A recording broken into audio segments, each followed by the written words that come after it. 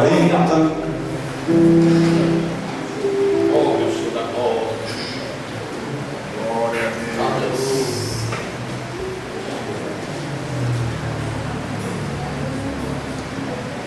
Deus, Pai. 45, irmãos. Louvado o nome do Senhor.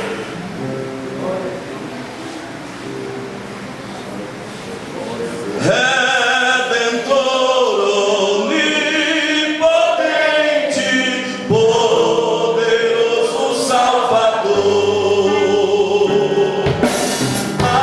advogado onisciente, é Jesus.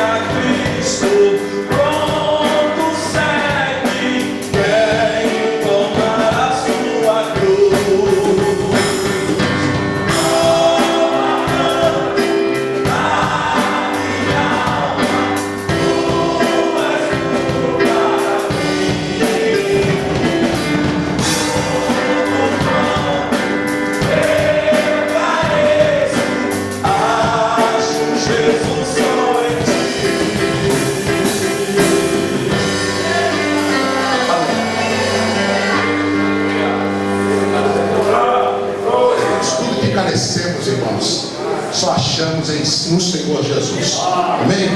Irmãos, eu quero já chamar aqui nosso companheiro professor Edmilson para mim aqui para a tribuna e apresentar aqui também que nos honra com a sua presença, irmãos, o presbítero da igreja, Paulo Vieira. Isso é uma bênção, se tornou um amigo, irmãos, graças a Deus. Rapaz, acho que na minha gestão você nunca veio aqui, já veio aqui alguma vez? Ah, nunca tinha vindo. Hoje você chegou aqui para cooperar conosco, tá bom? Seja bem-vindo, tá? Tá sozinho? Já está acompanhando de Deus, tá bom? Também o presbítero Leomar. Irmãos, na onde Leomar prega, depois para você usar o púlpito, irmãos, é um caso sério, viu?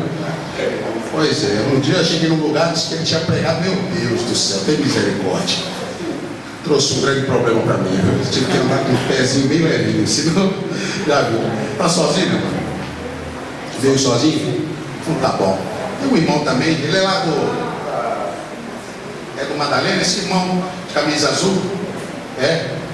Não, em Cotia. Você congrega em Cotia? Rapaz, eu te conheço de algum lugar, você é de lá de Cotia. Eu não veio, eu era no Instituto Integrado, era no Jardim São Jorge. Jardim São Jorge. E você congrega agora lá na onde? Agora eu estou no Atalaia. No Atalaia, tá bom. Manda um abraço lá pro meu amigo lá, pro pastor, viu? Irmãos, quando os irmãos estiverem orando também, orar pela família do pastor Paulo Magalhães, pastor que era setorial lá em Cotia. Hoje pela manhã, o Senhor aprovou levá-lo. Ele estava tratando de câncer há muito tempo na garganta, mas nessa manhã acabou falecendo, né? 76 anos de idade, 64 de ministério, mas o Senhor é bom, né? Importante que ele foi para a glória com o nosso Senhor. Amém, meus irmãos? Ore pela essa família. Tá bom? Vem cá, Edmilson. Nós vamos descer para ficar melhor. Tá bom, Paulo? Você nos acompanha? Não acredito que não tem mais ninguém para apresentar, né? Estou vendo. Ah, o Vinícius, a esposa também do nosso irmão Edmilson. Qual que é o nome dela? Ana Carla. Deus abençoe. Minha irmã, você já está caminhando para cima e para baixo depois que teve neném? Eu não estou acreditando nisso. Você teve a semana passada, neném? Meu Deus. Elias também está ali. Vinícius, que é o irmão do Edmilson, irmãos. Está ali, bênção. O céu acredita que só esses irmãos, né? Olha, eu fiquei maravilhado com a senhora, viu? Tem neném tão rápido, já está na igreja.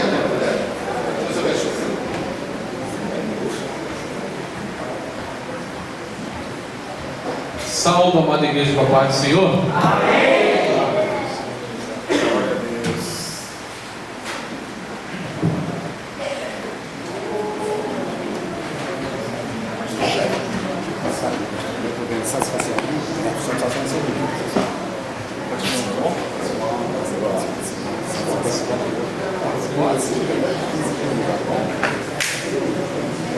Convido a igreja para ficar de pé, por favor.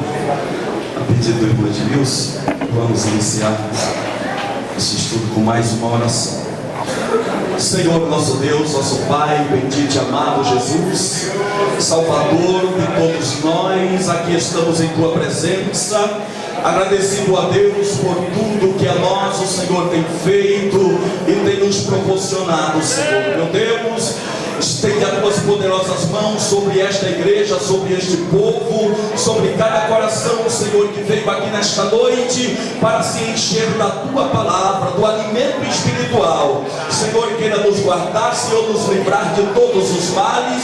És tu, Senhor, o Senhor desta igreja, o Senhor desta terra, e tudo está no teu controle, Pai. Querido Deus, usa poderosamente o irmão Edmilson nesta noite, naquilo que é o teu Espírito Santo ver a necessidade desta igreja. É isto que nós te pedimos, Pai, no nome de Jesus Cristo. Nós te agradecemos para todos sempre.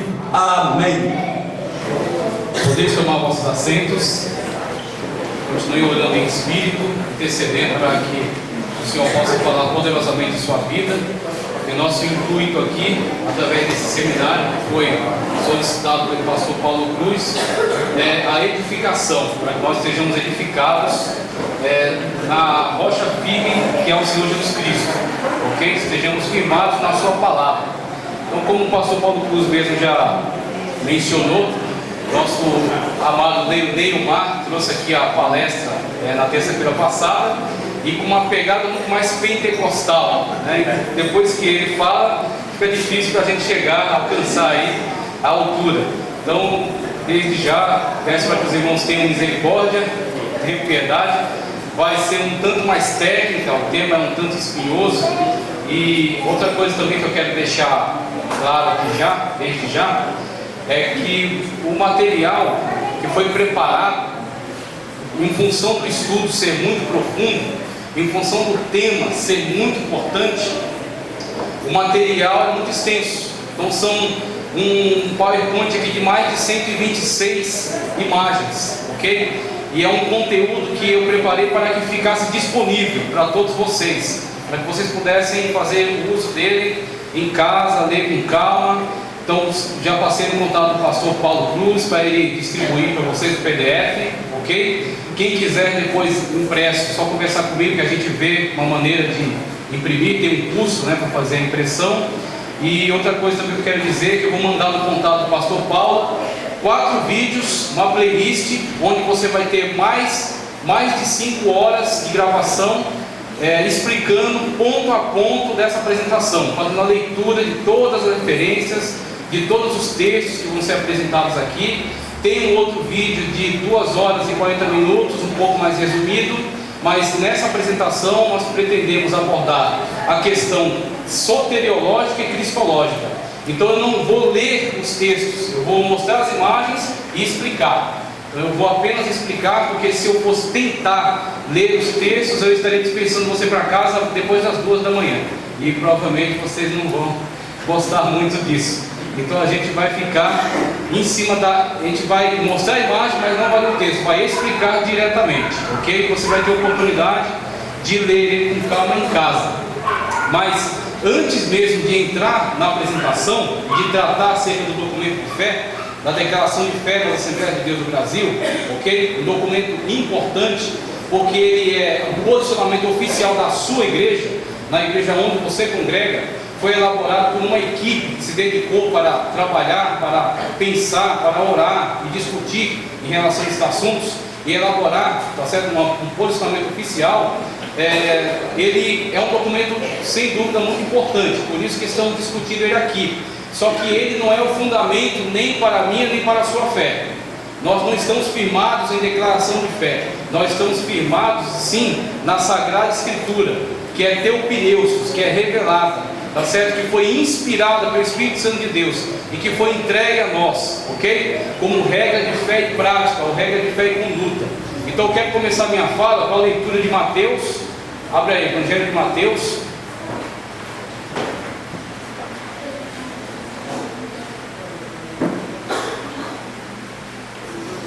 Capítulo 16.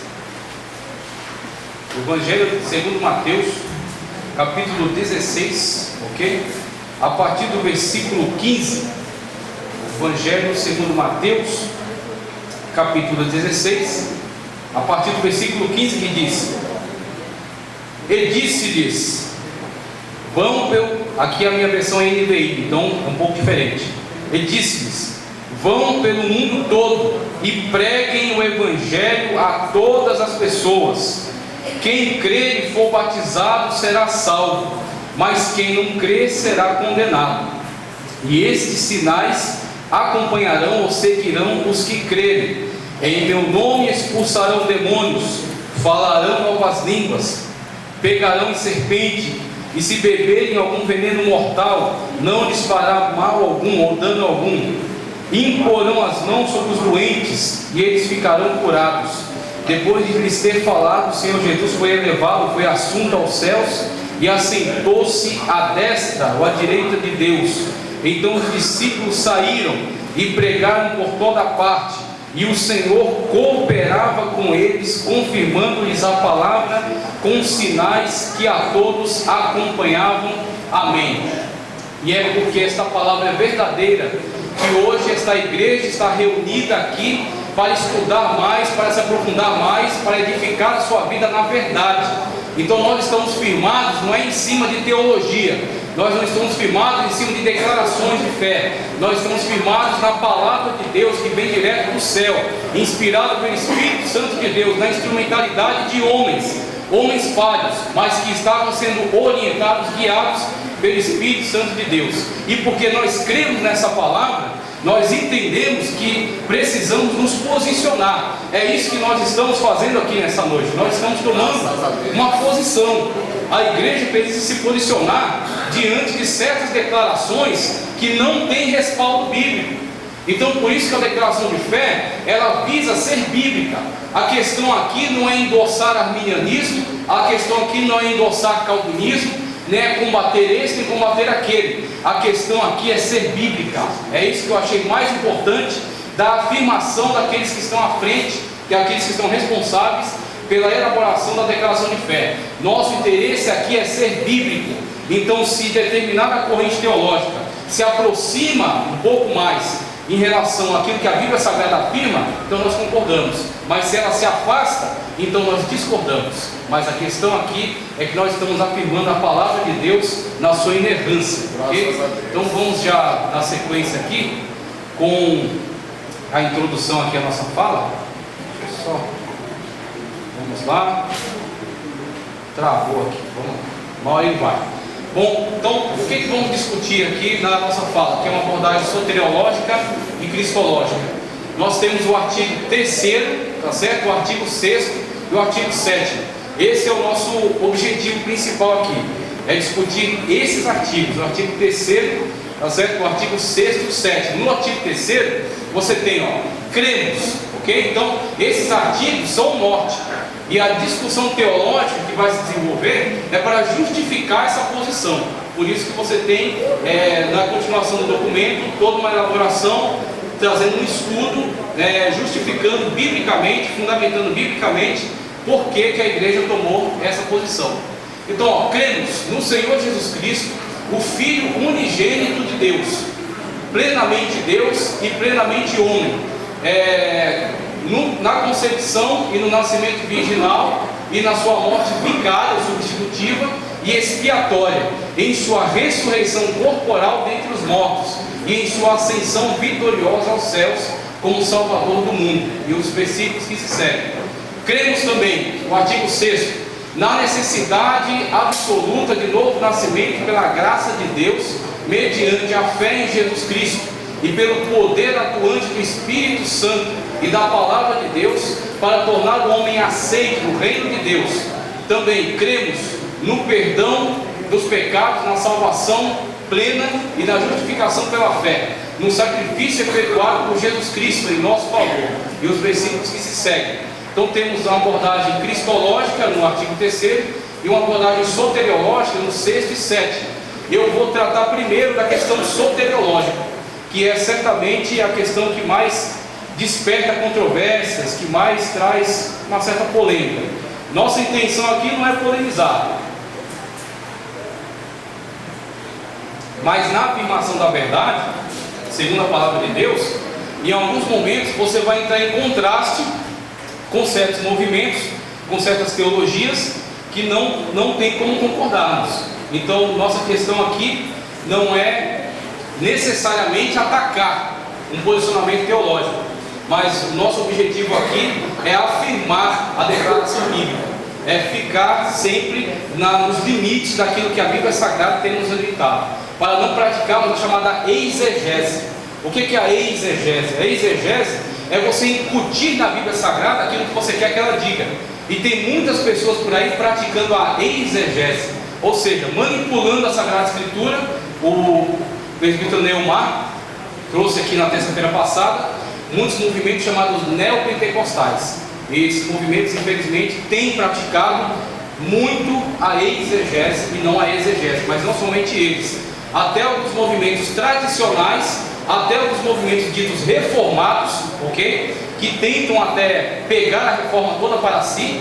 Eles também, se observados de perto, se analisados de perto, você poderá observar que ali não houve uma exegese. O que é a exegese? É você submetido à palavra de Deus, você permitir que a palavra de Deus oriente o seu entendimento, você se atentar à intenção do autor, você está submetido àquilo que a palavra de Deus está te dizendo, e não você incutir a ela aquilo que você quer que ela diga.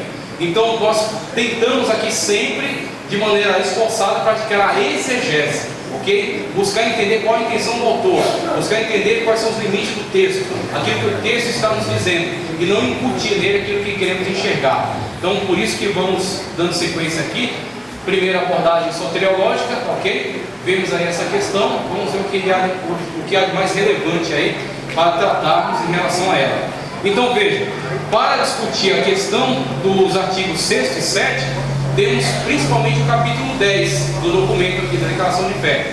O capítulo 10 vai abrir desta maneira aqui, olha o texto que ele usa: cremos, professamos e ensinamos que a salvação é o livramento do poder da maldição do pecado e a restituição do homem à plena comunhão com Deus, a todos os que confessam a Jesus Cristo como seu único e suficiente Salvador. Preste atenção, a todos que confessam. Existe uma condição, né? Condicional é crer, é confessar Jesus Cristo como seu Salvador. Estou dando essas ênfases aqui porque isso aqui será atacado por certas correntes teológicas.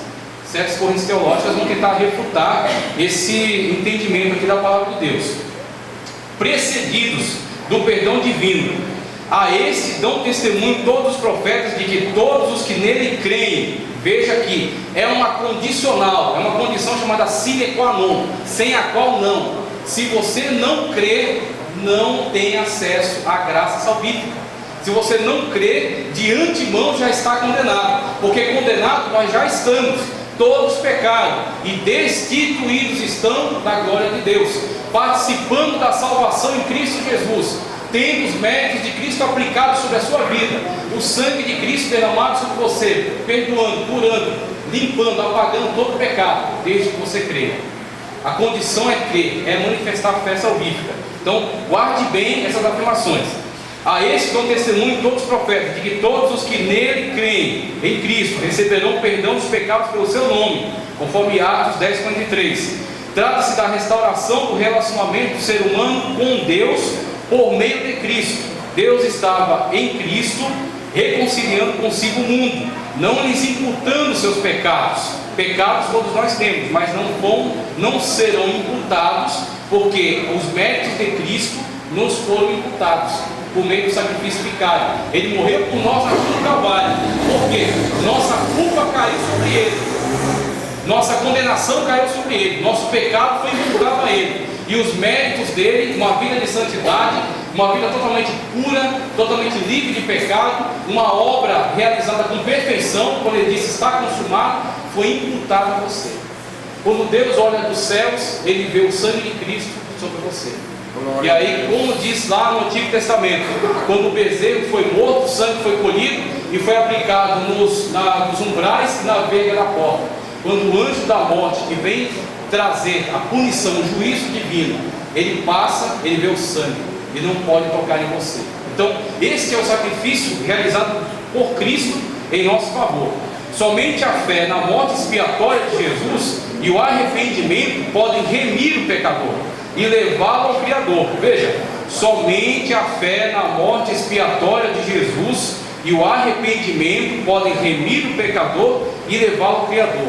Nossa salvação nunca advém das obras. Nossa salvação sempre advém da fé no sacrifício vicário de Cristo Jesus. Sempre pela fé, sola fide, como diz a Reforma. Veja só, essa salvação é um ato da graça soberana de Deus. E como essa afirmação aqui é importante? Porque a maior acusação que fazem contra o nosso movimento, também contra outros movimentos semelhantes, que estão caminhando num caminho muito semelhante ao nosso, a primeira acusação é de que nós afirmamos a salvação pelas obras. Nós afirmamos que nós somos pelagianos ou semi-pelagianos, que nós nos auto-salvamos por meio de uma decisão. E isso é um erro, e isso na verdade é uma difamação, que tem sido feita, tem sido lançada contra nós. E quando nós vemos todos os documentos de declaração de fé, sempre encontramos presente esta prerrogativa, a graça. Inclusive a chamada graça preveniente, que vamos ver aqui, claro, por alto, que o tempo aqui já está correndo. Mas somente pela graça de Cristo Jesus, somente pela graça de Deus. Inclusive, para você só prestar atenção e você ver como é sério isso aqui.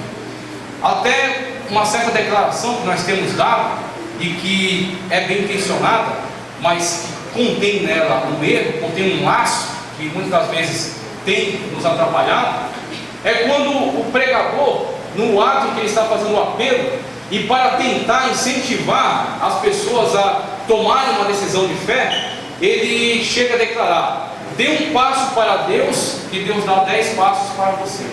Eu digo para você, eu não duvido da boa intenção desses pastores e pregadores, mas eu convido você agora a refletir melhor sobre isso, porque na verdade, na realidade, de acordo com a palavra de Deus e de acordo com aquilo que temos visto, tá certo?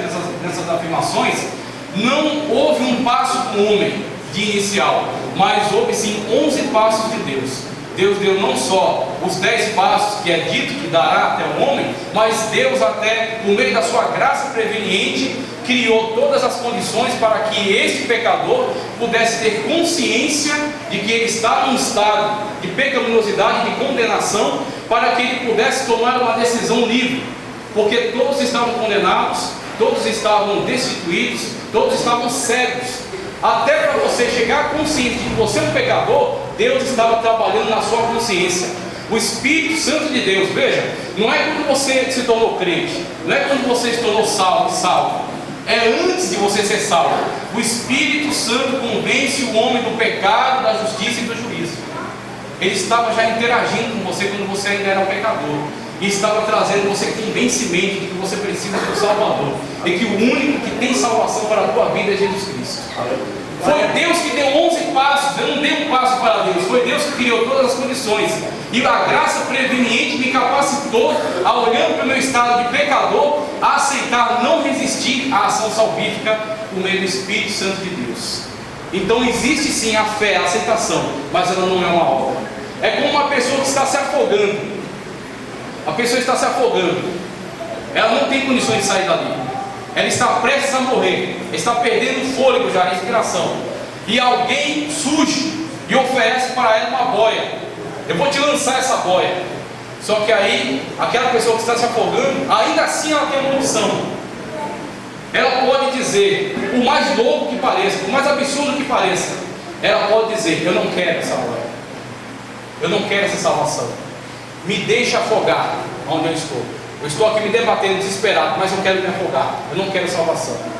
É isso que nós temos afirmado, que o homem, ele não é salvo por si mesmo, não é ele que se auto-salva, mas ele pode ainda assim rejeitar a salvação que lhe está sendo oferecida. E é isso que tem constantemente acontecido nos nossos cultos.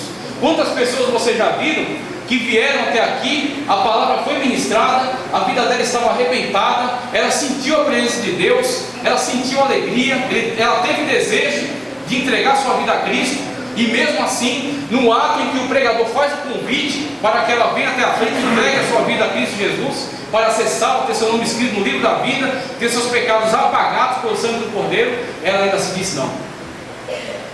Eu digo para você que devido a esta liberdade que Deus, na sua soberania, dá a ela de fazer essa escolha, naquele dia do juízo, ela não terá desculpas, ela não terá como contra-argumentar qualquer coisa com Deus, porque todas as oportunidades lhe foram oferecidas. Então é isso que a declaração de fé está pontuando aqui, quando fala acerca da graça.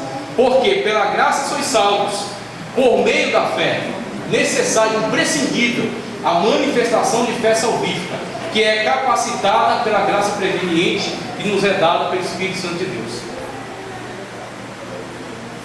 Veja, porque pela graça sois salvos, por meio da fé. Isso não vem de vós, é dom de Deus, é dom, é presente, vem da parte de Deus para nós.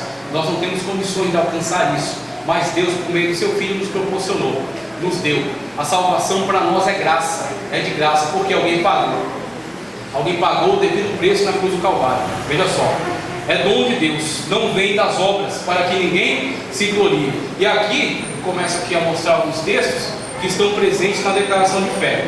Como já avisei, não tem condições de ler, mas qual é a posição da declaração de fé em relação à questão da salvação? Salvação para todas as pessoas, guarde bem isso, porque isso aqui é combatido, existe um contraste muito grande entre certas teologias e a posição da declaração de fé. Mas como já foi dito aqui, o compromisso da declaração de fé e o nosso compromisso é com a Sagrada Escritura. Se certas linhas teológicas não conseguem concordar com isso, paciência. Mas veja, salvação para todas as pessoas. Um dia, todos os seres humanos comparecerão diante do Senhor e Criador. Então, somente esse trecho aqui, para demonstrar a questão de que todos eram pecadores, porque Deus há de trazer juízo a toda obra, e até tudo que está encoberto, como diz Eclesiastes. Mas, ao mesmo tempo que há essa perspectiva de que todos têm que comparecer em juízo, também há a perspectiva de que foi provisionado meios de salvação a todas as pessoas. Nesse slide aí eu coloquei a questão de que aqui nós estamos fazendo afirmação, ou não estamos fazendo combate a arminianismo ou calvinismo. Não podemos aceitar rotulação.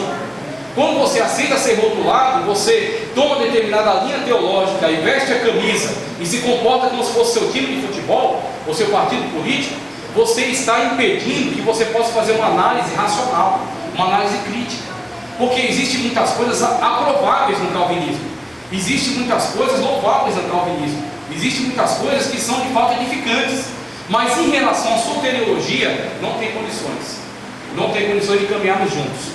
Todos os homens são passíveis de comparecer diante de Deus, seu Criador, para serem julgados em conformidade com suas obras. O Senhor Jesus Cristo foi provisionado por um meio de salvação eficaz. A suficiente salvação provisionada por Deus para toda a humanidade será eficazmente aplicada aos que creem.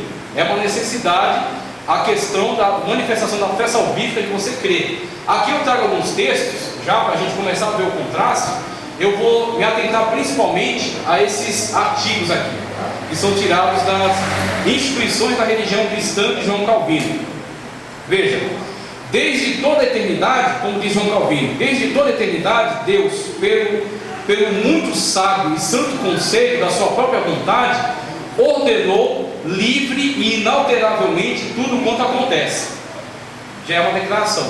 Essa declaração de João Calvino, ela está principalmente se posicionando em forma desfavorável à concepção bíblica de presciência divina. Nós vamos ver aqui a importância do entendimento da presciência divina e principalmente e também a questão da vontade permissiva, a vontade objetiva, a vontade perfeita, a vontade perfeita e a vontade permissiva de Deus. Então Deus tem uma vontade, um plano perfeito. Mas Deus também, na sua soberania, concedeu liberdade aos seres criados. São seres volitivos, são seres racionais, inteligentes. E esses seres volitivos têm liberdade de escolha. Essa liberdade de escolha, na atualidade, não tem como promover a autossalvação, porque o homem está condenado. Mas foi dado. Num estado perfeito, Deus deu liberdade de escolha. E a partir dessa liberdade de escolha, o homem faz sua própria decisão. Então, as decisões em relação à sua vida. Agora, Calvino já começa a se posicionar de uma forma em contradição a isso. Então, aqui ele já começa a trazer a ideia de que tudo foi determinado. E esse pré-determinismo vai reger muito dessa soteriologia. Então, Deus pré-determinou todas as coisas desde a eternidade pelo seu secreto conselho. Então, a partir desse entendimento, eles vão reger toda a sua interpretação. Veja só, ainda que Deus saiba, aqui está falando da presciência, ainda que Deus saiba tudo quanto pode ou há de acontecer em todas as circunstâncias imagináveis, Ele não decreta coisa alguma por havê-la previsto como futura, ou como coisa que havia de acontecer em tais condições. Segundo artigo ali, pelo decreto de Deus e para a manifestação de sua glória, alguns homens e alguns anjos são predestinados para a vida eterna, presta atenção, e outros pré-ordenados ou predestinados para a morte eterna. E tudo isso desde a eternidade pelo seu secreto conselho. É isso, é essa afirmação, que tudo que acontece está pré-determinado. Então pense na quantidade de coisas que acontecem no mundo e que não são agradáveis nem a mim e muito menos a Deus, que é um Deus justo, santo e amoroso. Quantas desgraças, quantas impunidades, quantos crimes, quantas coisas que são detestáveis ou vergonhosas. E essa afirmação aqui, como consequência lógica dela, tudo foi determinado por Deus desde a eternidade por seu secreto conselho. Então, eis aí os problemas, eis aí as contradições. Como é que nós temos, como nós poderíamos concordar com isso e discordar da imagem bíblica de um Deus santo, justo e todo-poderoso, de um Deus soberano? Veja só, esses homens e esses anjos, assim predestinados e preordenados, são particular e imutavelmente designados. O seu número é tão certo e definido que não pode ser nem aumentado nem diminuído. Ou seja, desde épocas passadas, desde a eternidade passada, já está predeterminado o número exato daqueles que serão salvos e daqueles que serão condenados. Sendo assim, o ato da aceitação de Cristo Jesus como o único e suficiente Salvador, ele é, na verdade, totalmente obsoleto, totalmente esvaziado de importância. Porque a única coisa que importa nessa visão soteriológica é se você está dentro do número daqueles que foram predestinados desde a eternidade passada, pelo secreto conselho, aqueles que foram predestinados à salvação, ou aqueles que foram predestinados ou predeterminados à condenação eterna. Se você caiu no número dos que foram predeterminados à salvação, você, de uma forma totalmente compulsória, sem a sua liberdade, sem a sua livre aceitação, pela chamada graça irresistível, você será trazido, arrastado para o âmbito da salvação, independentemente de sua vontade ou da sua decisão. Agora, se você não está no número daqueles que foram predeterminados à salvação, mesmo que em determinado momento você aceita Cristo como Salvador, e você tente levar uma vida de piedade, você sirva a Deus em espírito e em verdade, Calvino disse que em determinado momento essa sua fé vai se desvanecer e você será condenado. Sendo assim, nenhum calvinista nessa perspectiva tem certeza de salvação, porque a salvação não depende do crer, mas depende da determinação, e a determinação é secreta e anterior. Então, se você não tirou o número da sorte, é bingo. Se você não tirou o número da sorte, você está perdido. Nenhum calvinista tem como afirmar que ele está no número daqueles que foram predeterminados à salvação. Por quê? Calvino mesmo diz: aqueles que não foram, quando chegar a hora que Deus determinou que eles não serão salvos, não serão glorificados, eles serão arrancados, serão tirados. Tem como nós caminharmos junto com esse tipo de conceito? Veja, perceba os contrastes em relação às concepções da doutrina bíblica da predestinação entre a declaração de fé e aos pensadores calvinistas.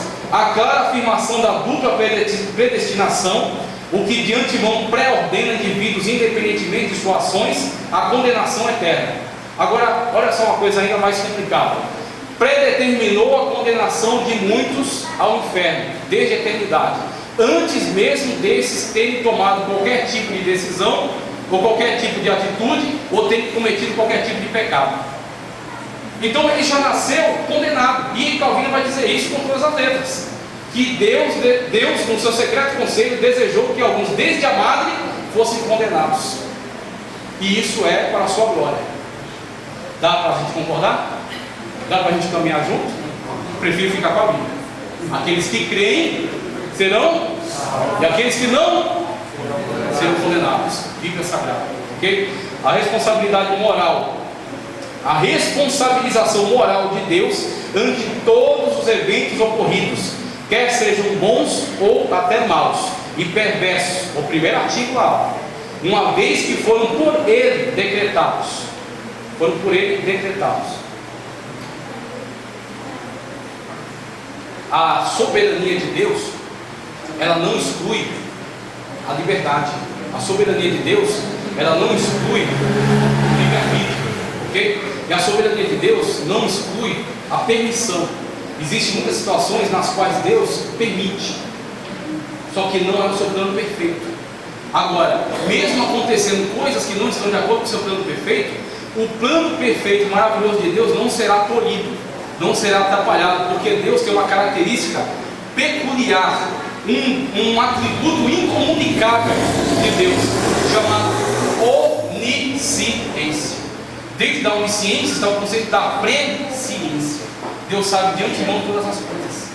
Assim ele nunca é pego de surpresa. Até quando o homem atenta contra Deus, até quando o diabo conspira contra Deus, contra seu plano, contra a sua igreja, Deus já sabe de antemão e já prepara todas as coisas. Paulo disse: tudo coopera para o bem daqueles que amam a Deus. Então não se preocupe, Deus sabe de todas as coisas. Deus está à frente de todas as coisas. E no final, não é no meio, não é no comecinho, não é no finalzinho. No final você vai ver que tudo é para a honra e glória do Senhor Jesus Cristo. Ok? Tudo é para a glorificação do Senhor. A insinuação de que a queda e entraram do pecado no mundo como resultado de perdição eterna de inúmeras almas, estava de antemão determinada por Deus e não apenas prevista, prognosto, como a gente vai ver melhor. Aqui, ó, texto de João Calvino, Instituição da Religião Cristã, edição especial, volume 3, capítulo 3, seção 22, página 53. O primeiro homem caiu porque Deus julgou isso um meio útil para os seus propósitos. Ora, por que julgou assim? Não sabemos. Por que não sabe? Só sabe que foi. Diz para mim se isso não tem cheiro de exegese. Porque ele disse, assim Deus julgou necessário. Mas por que julgou eu não sei. Será que você sabe mesmo se Deus julgou isso necessário ou não? Ou será que você está incutindo isso no texto? Novamente afirmo, Calvino tem muitas coisas muito boas. Eu leio a Instituição da Religião Cristã, uso algumas coisas nas aulas de DVD, mas tem coisas que não dá para engolir. Como também todo teólogo é passivo de erro. Só a Sagrada Escritura é inerrante isso, porque o Espírito Santo conduziu o processo. Tá ok? Mas todo teólogo é passivo de erro. E nossa fé não está firmada na declaração, ensina a Bíblia. Todavia, é certo que e merece louvor. Então, afirmações que não tem como aceitarmos, que a queda do pecado foi determinada por Deus, o pecado, a entrada do mal no mundo foi determinada por Deus. Todos nós, sem exceção, podemos ser salvos através dos méritos de Cristo. Então, essa afirmação, de onde que eles tiram?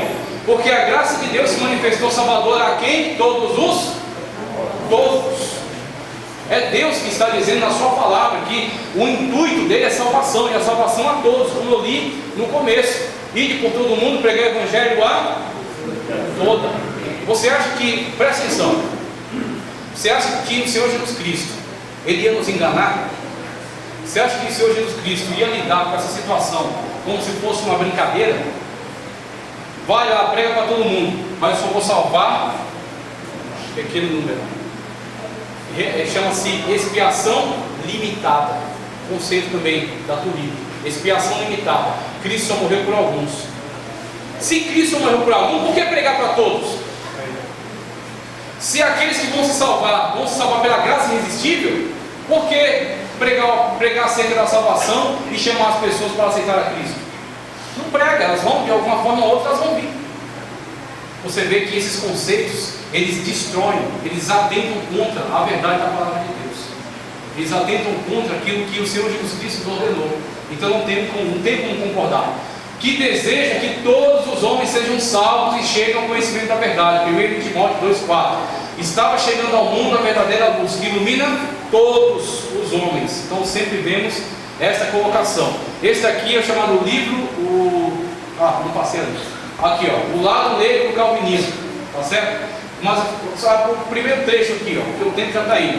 Os calvinistas podem até falar do pecado como causando isso ou aquilo em um sentido secundário, mas em sentido primário e moralmente responsável, um calvinismo consistente ensina que Deus causa todas as coisas, incluindo o pecado e a recusa de alguns homens a abraçar o calvinismo. É consequência daquele artigo. Deus determinou todas as coisas pelo seu secreto desígnio desde a eternidade. Se Ele determinou também quem vai ser condenado. Ele determinou também quem vai pecar. Ele determinou também quem vai pecar e vai recusar a chamada eficaz para o Evangelho. Não dá para ficar com esse tipo de conceito. A predestinação, eu estou passando aqui no ali. A predestinação genuinamente bíblica, veja, a predestinação não é uma doutrina calvinista. A predestinação é uma doutrina bíblica. A Bíblia Sagrada nos ensina o que é verdadeiramente a predestinação. E a predestinação, aquilo que você tem pregado, a maneira como você tem evangelizado, a maneira como você tem atendido ao mandado missionário, a chamada do evangelho para o evangelismo, tá certo? Ela está dentro do plano bíblico de predestinação. Predestinação conforme Deus, que a gente vai entender aqui melhor. Então veja, a predestinação genuinamente bíblica diz respeito apenas à salvação. Deus tem um plano para a salvação, não é para a condenação. O inferno foi feito para o diabo e seus anjos. O inferno não foi feito para homem. O inferno não foi feito para mulher. O inferno foi feito para o diabo e seus anjos. Os homens e as mulheres são arrastados para uma condenação do inferno por se deixarem seduzir por esses seres demoníacos. Mas Deus nunca teve um plano de condenação para a humanidade. O plano de Deus é salvação para todas as pessoas através do Senhor Jesus Cristo, por meio da pregação desta igreja. Então não se acanhe, não pense que a sua forma, a sua colocação teológica é inferior a certas teologias que têm circulado por aí, porque muitas das vezes nós temos visto alguns se posicionarem com uma certa arrogância. Só que fique com a Bíblia Sagrada, deixe quem quiser fazer as informações que quiserem, fique com a palavra de Deus. Aqui é a teologia sistemática de Antônio Gilberto, e ele fala acerca dessa questão, a predestinação e o livre-arbítrio, o equilíbrio que temos que ter nessa análise. O livre-arbítrio não salva ninguém, porque o homem está condenado em pecado. A graça preveniente e o Espírito Santo de Deus é que dão condições a você aceitar a Cristo, não o seu livre-arbítrio, ok? Então nunca afirmamos isso. E também a predestinação bíblica nunca foi indicada como plano de Deus determinado para pessoas serem condenadas e outras salvas. Não, Deus tem interesse em salvação, não em condenação. Se o homem é condenado, é porque ele resiste à ação de Deus. Então tem um grupo que, partindo do conceito de Deus, caminha pela predeterminação, diz que a queda do homem no pecado foi determinada por Deus, a expiação é limitada somente por um pequeno grupo que Deus escolheu, e a predestinação é dupla. Deus predestina um pequeno grupo para o céu e outro para o inferno. Mas a Bíblia Sagrada diz que Deus, pela sua presciência, predestinou. Deus então preconhece aqueles que, ao ouvir a mensagem salvífica, não resistirão, aceitarão a Cristo como Salvador, e esses estão no grupo daqueles que estão predestinados. Predestinação nunca é para indivíduo, é para grupo, e nunca tem predestinação para a condenação, só para a salvação. Aqueles que são condenados é porque resistiram à mensagem do Evangelho. Veja, a queda do homem no pecado é resultado do livre-arbítrio, não da determinação divina. A expiação não é limitada, é ilimitada. O que significa? Jesus Cristo morreu por todos. A salvação é suficiente para todos. Quando Jesus Cristo disse: ide pelo mundo pregar o Evangelho a toda criatura, por que ele disse isso? Porque o sangue dele é suficiente para perdoar todo o pecado de toda a humanidade. O sangue dele é suficiente. A obra dele na cruz é suficiente para salvar o mundo inteiro. Por que o mundo inteiro não é salvo? Porque muitos resistem. Mas salvação para eles tem. Tem cura para eles. Tem perdão de pecado para eles. Tem salvação para eles. Tem oportunidade para eles. Só que eles rejeitam, por isso não são salvos. Mas tem salvação para todos eles. A expiação é ilimitada. E aqui um contraste de crentes e eleitos. Crentes e eleitos. Veja. Esse contraste que é feito, principalmente, quem se preocupa mais com isso, é a linha teológica arminiana. Por quê? Existe uma conceituação que, se você não se atentar, você acaba cometendo erros, equívocos. Existe, pela presciência divina, e Deus, pela sua onisciência, sua presciência, que não falha, Ele sabe aquele que não resiste à mensagem salvífica, e aquele que, além de não resistir à mensagem salvífica, persevera até o fim. Não apostata da fé. Deus conhece. Veja, existe um abismo de diferença entre Deus conhecer, prognosco, que a gente vai ver aqui, e Deus determinar. A Bíblia diz que Deus pré-conhece, prognosco, tá certo? Não que Deus determina. Se Deus determina quem será salvo, também determina a maioria que será condenada. Se Deus pré-conhece, é porque Ele deu liberdade, condições para aceitar a Cristo como Salvador, sendo ao homem dada a liberdade de aceitar ou não, mas Deus já conhecendo de antemão quem aceita e quem persevera. Então os eleitos nunca serão condenados, por quê? Porque Deus pré-conhece que eles chegarão até o fim, tá ok? Olha o texto aqui onde nós nos fundamentamos para falar acerca disso. Pois aqueles que de antemão conheceu, Romanos 8:29, aqueles que de antemão conheceu, também, veja, também os predestinou para serem conformes à imagem de seu filho, a fim de que ele seja o primogênito entre muitos irmãos. Você entendeu a sequência? Você entendeu o encadeamento de ideias? Aqueles que de antemão conheceu, aqueles que prognosco de antemão conheceu, também predestinou. Deus, na sua presciência, viu este aqui aceitará Cristo, aquela também aceitará, esse também aceitará. Esta igreja aqui aceitou a Cristo como o seu único e suficiente Salvador, pois eles estão predestinados a morar nas mansões celestiais e perseverarem na sua fé em Cristo Jesus até o fim. Deus conhece, Deus sabe, não é que Deus determina, Deus conhece, Deus sabe. Veja só, continuando, vou seguir aqui, vou avançar agora bastante, porque já está perto do final da minha oportunidade e eu quero entrar na parte cristológica ainda. Então o que acontece? Aqui nesse dicionário, uma coisa que eu ressalto, que vocês vão poder ver depois, tá certo? No documento que vai estar com o pastor,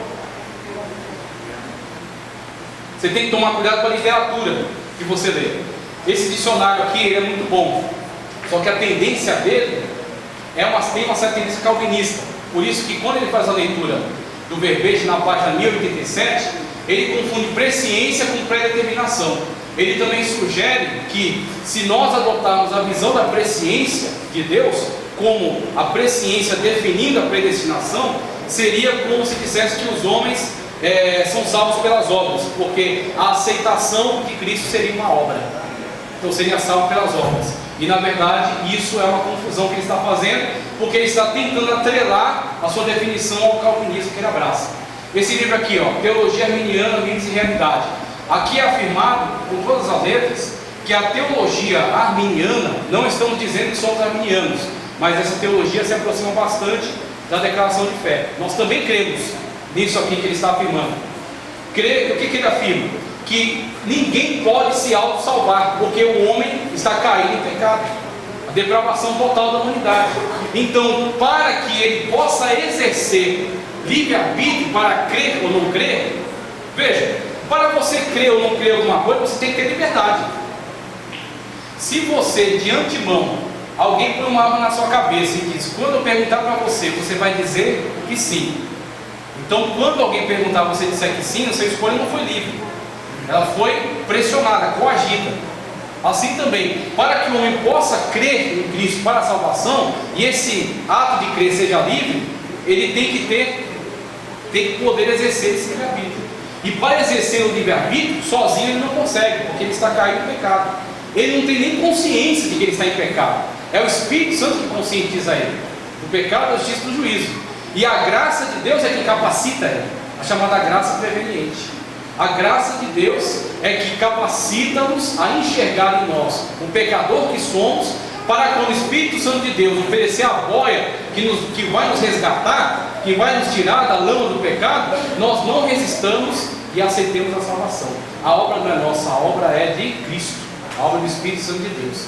O dicionário Cliff fala um pouco acerca de tem um barri no Antigo Testamento, que é usado para Deus, quando fala acerca de que Deus prefere um e pretere o outro, porque certos textos são utilizados para tentar justificar a expiação limitada e a graça irresistível. Por exemplo, Deus endureceu o coração de Faraó, ou então, amei Jacó e aborreci Esaú. E aí, onde entra a exegese aí?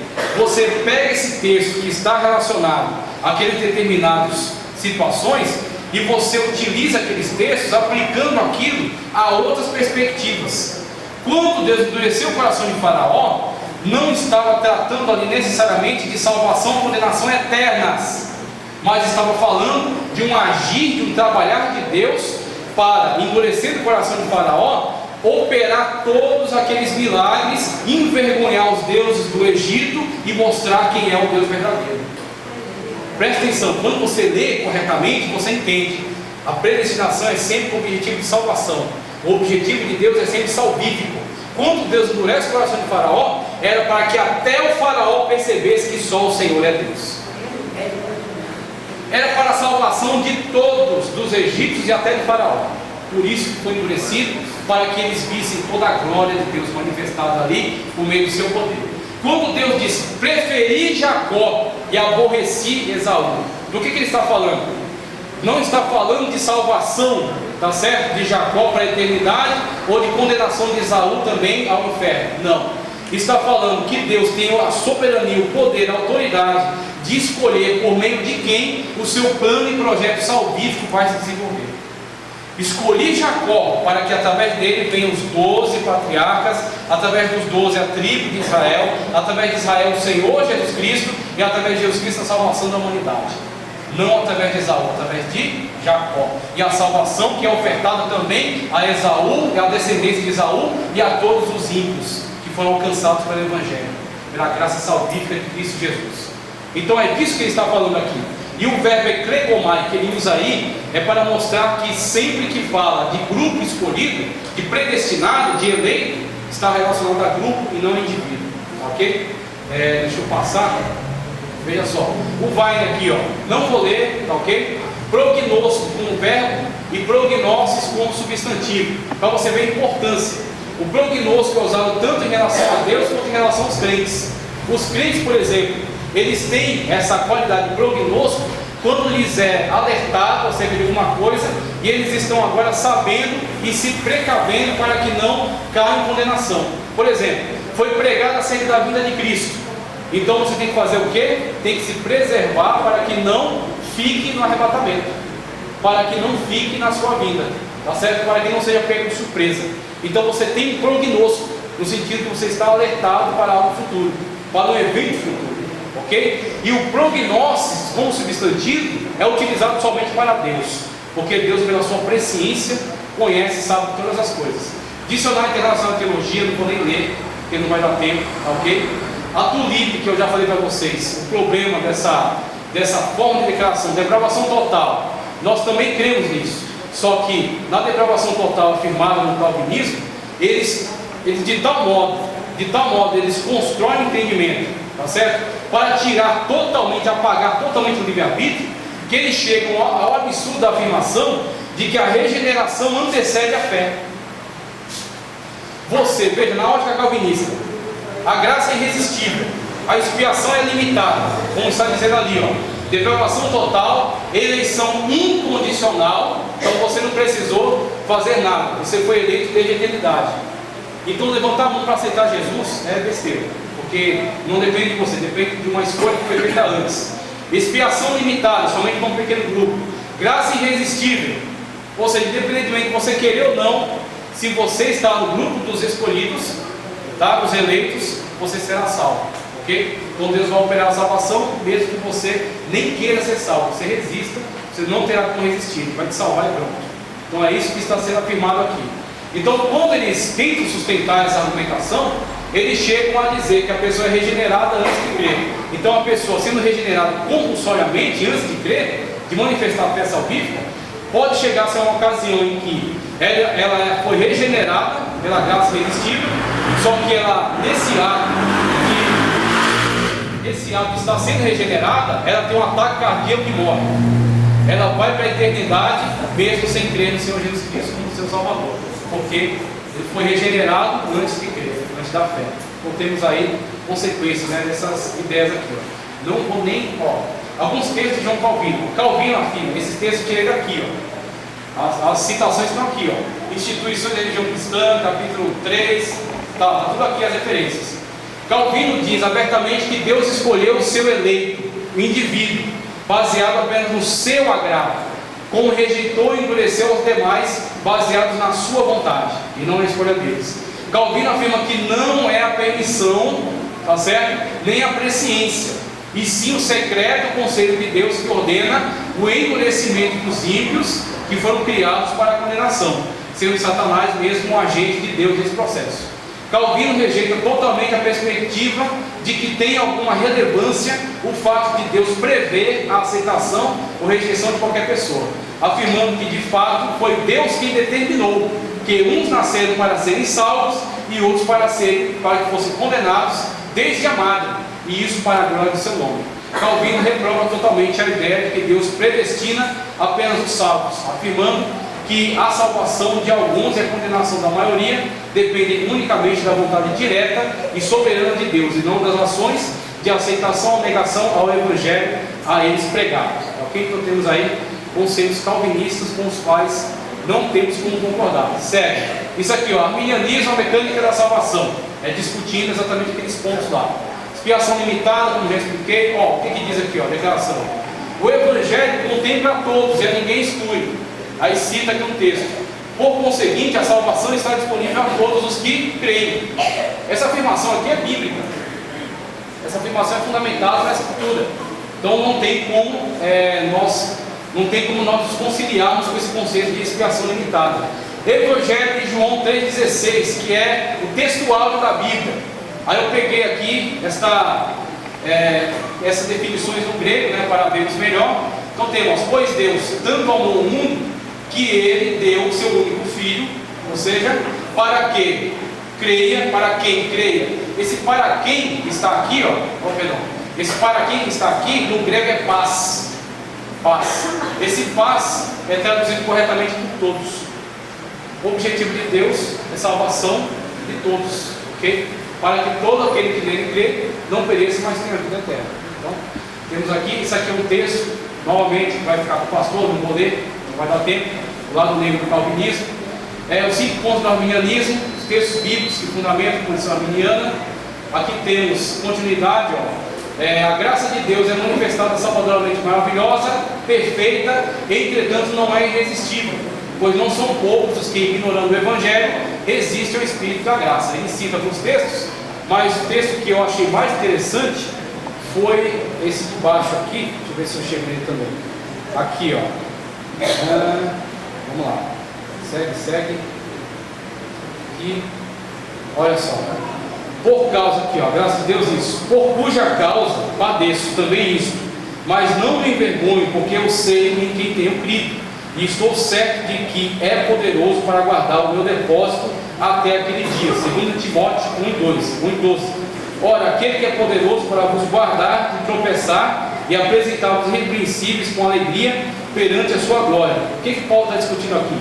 Paulo está discutindo a necessidade que nós temos de que Deus constantemente nos ajude, coopere conosco na perseverança.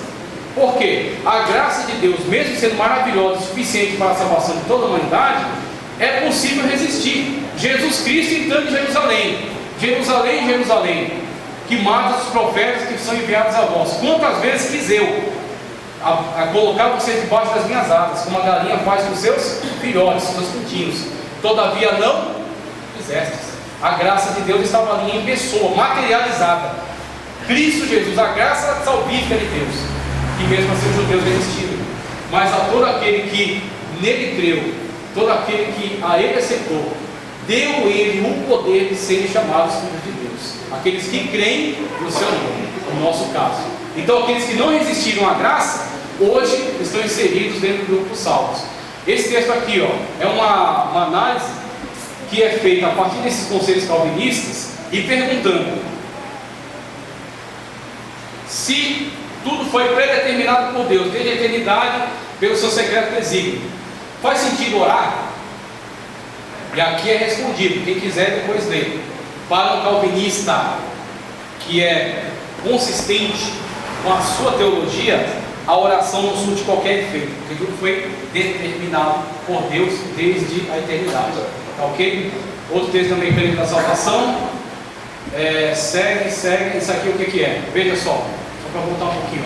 No ato da aceitação, o pecador é imediato e simultaneamente salvo, justificado e adotado como filho de Deus. Por que eu achei interessante enfatizar isso aqui? Porque isso aqui é um antídoto contra certas heresias. Por exemplo, a heresia do juízo investigativo, que é pregado na Adventista do sétimo dia.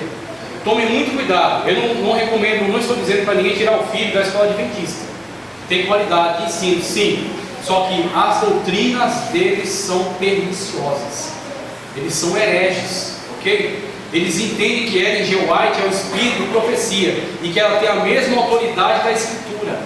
Eles anunciaram a vinda de Cristo várias vezes. E quando eles erraram pela última vez, eles transformaram aquele erro numa invenção teológica na cabeça deles. Eles disseram: olha, a gente disse que Jesus ia vir e não veio, né? Pois é, não ia vir mesmo, porque Cristo disse que ninguém sabe o dia nem a hora, ok? Então o que eles fizeram? Não, sabe o que é? Jesus, ele saiu do seu trono e ele vai entrar no Santo dos Santos, e aí futuramente ele vai investigar todas as obras dos crentes, e aí se ele achar alguma coisa em falta, aí você não vai ser mais salvo, ele vai tirar você do livro da vida. Para um adventista do sétimo dia, é impossível ele saber se ele é salvo. Mas para um crente na pessoa bendita de Cristo Jesus, ele sabe que os seus pecados foram totalmente apagados pelo sangue derramado na cruz do Calvário. E a nossa salvação não depende de nós, das nossas obras, mas sim de Cristo. Nós somos salvos unicamente pela graça de Cristo Jesus. Ok? Como é importante nós termos isso? Bem investigativo. Perdão e absolvição da dívida, tranquilo, ok? O destino dos salvos é o céu. Por que é interessante enfatizar isso aqui? Por que eles tocaram nesse ponto? Por causa da doutrina herética dos testemunhos de Jeová, de que somente 144 mil vão herdar as mansões celestiais. Os demais, todo testemunho de Jeová, quando evangeliza, ele faz isso. Olha, você quer viver numa terra transformada? A terra vai ser transformada, vai ser restaurada, vai ser reformada, e aí nós vamos viver aqui numa vida feliz. Aí mostra aquelas revistas onde tudo é maravilhoso, tudo é bom. Por quê? Porque só 144 mil são VIP e vão morar no céu. Aqui não. Aqui Cristo disse, como ele falou, eu vou vos preparar lugar, e se não fosse assim, vou teria dito, ok? Porque para onde eu estiver, estejais vós também. Se não tivesse lugar, vou teria dito, vou preparar lugar. Mas como ele sabe que o lugar já está preparado, ele diz, aonde eu estiver, vós vão estar também. Então Cristo Jesus tem para todos nós um lugar nas mansões celestiais.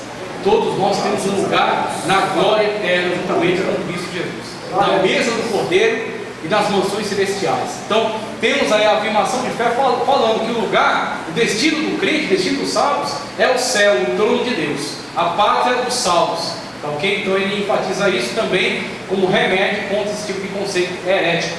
A graça de Deus, é claro que eu não vou ler, mas a graça de Deus é o centro aqui dessa teologia, dessa soteriologia, tá, ok? É uma soteriologia caricêntrica, é sentada na graça de Deus e não no livre-arbítrio humano. A maior acusação é essa, que a teologia professada no arminianismo e depois incorporada na declaração de fé é uma teologia antropocêntrica, porque está centrada no livre-arbítrio. Isso é uma acusação falsa, isso é uma mentira, isso é uma deturpação, ok? A teologia que a Igreja Assembleia de Deus está declarando, a declaração de fé da Assembleia de Deus é caricêntrica, é centrada na graça de Deus. E aí o texto de Gilberto também, falando sobre a glorificação dos salvos. E aí chegamos ao ponto, pastor, já está acabando o tempo. Vou só passar rapidinho, não vou nem me demorar sobre esses pontos não.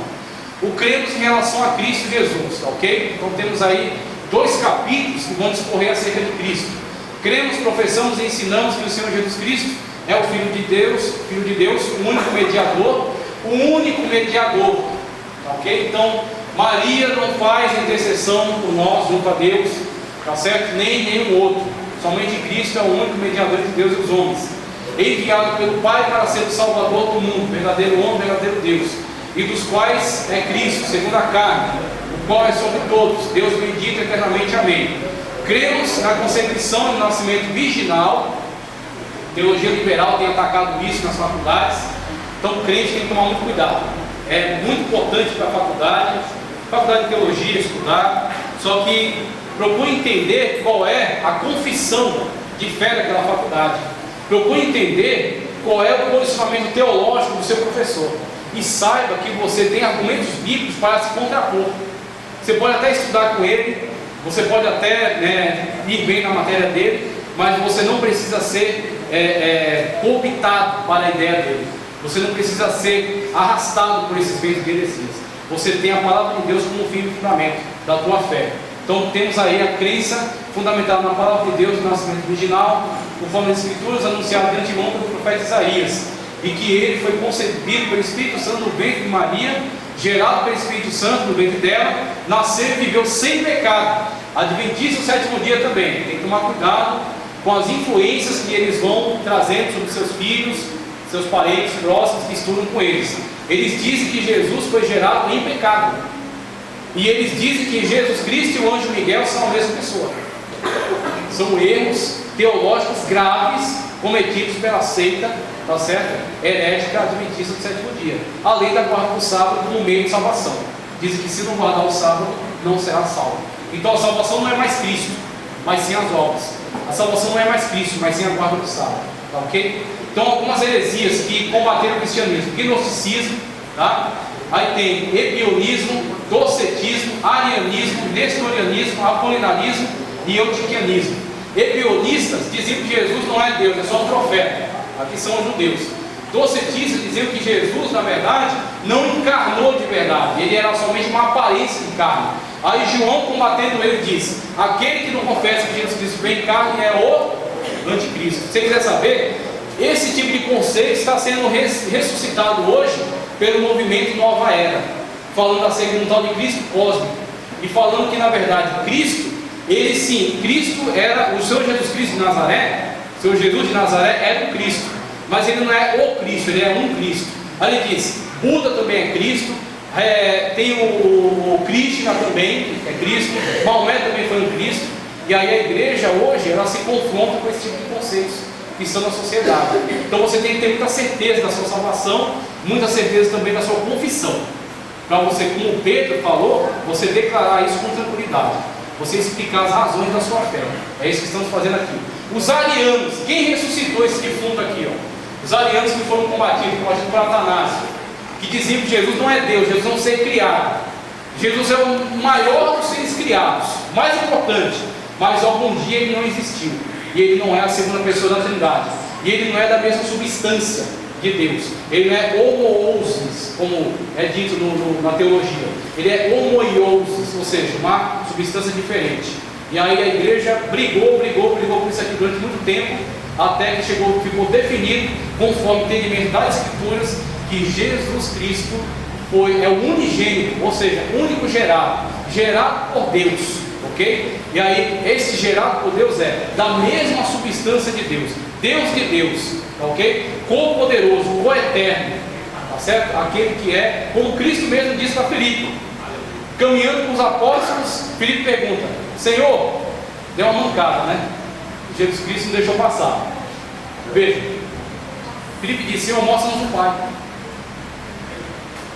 Que mancada, hein? O que Jesus disse? Ele deu o Senhor Jesus Cristo deu uma repreensão mesmo.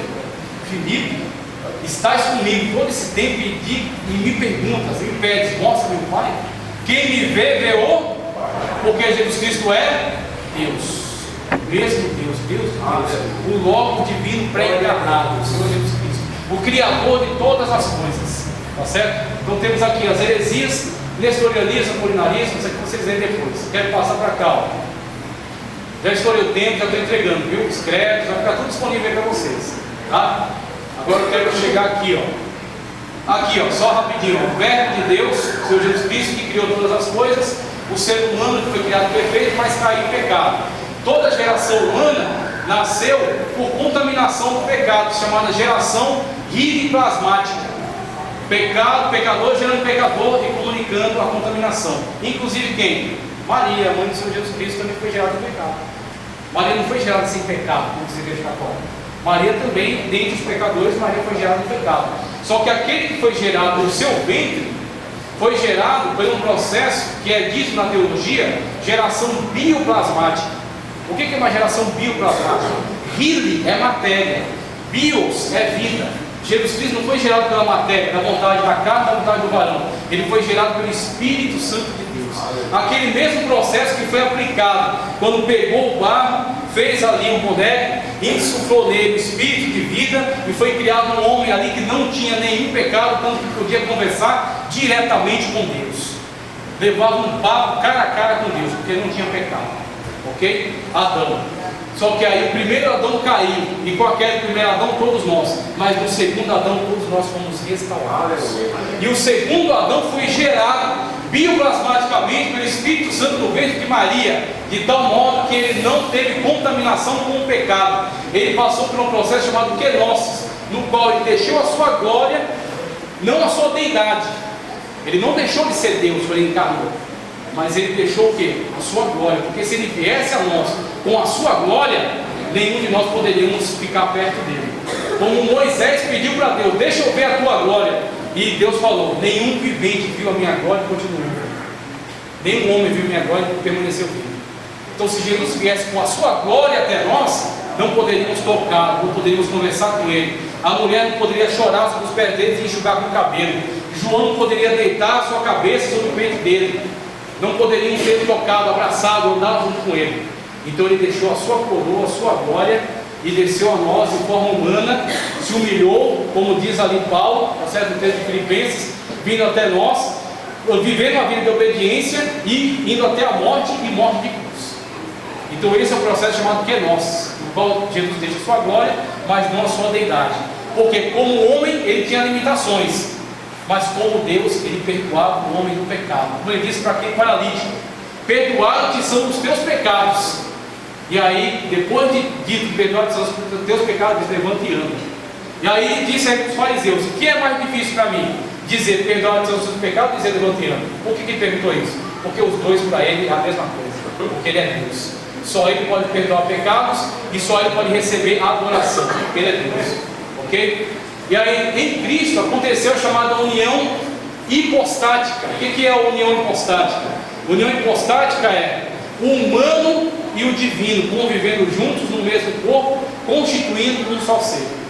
União hipostática. Tem aquela definição aqui, ó, que é pequenininha. Doutrina que é exposta no Concílio de Calcedônia em 451, realça a perfeita harmonia e união entre a natureza humana e divina. Acentua este ensinamento de ser Jesus de fato verdadeiro homem e verdadeiro Deus em um ser. Não são dois seres convivendo. Jesus não era bipolar, era um ser, mas constituído por natureza humana e divina. Jesus não era 50% homem e 50% Deus, não, era 100% homem e 100% Deus em uma só natureza. Esse é o teu Jesus, esse é o meu Jesus. E aqui, irmãos, vou entregar porque tem muita coisa adiante e eu não quero gastar a paciência de vocês. Vocês vão ter disponível um vídeo onde tudo isso aqui está explicado de maneira mais tranquila. O conteúdo é muito extenso, então eu desde já peço perdão por não conseguir passar tudo com tranquilidade, tá ok? Mas aquilo que eu pude me esforcei para passar aqui, eu entreguei da melhor maneira possível. Então agradeço a oportunidade em nome de Jesus e passo aqui, devolvo aqui a direção ao nosso pastor. Muito obrigado aí por essa oportunidade maravilhosa.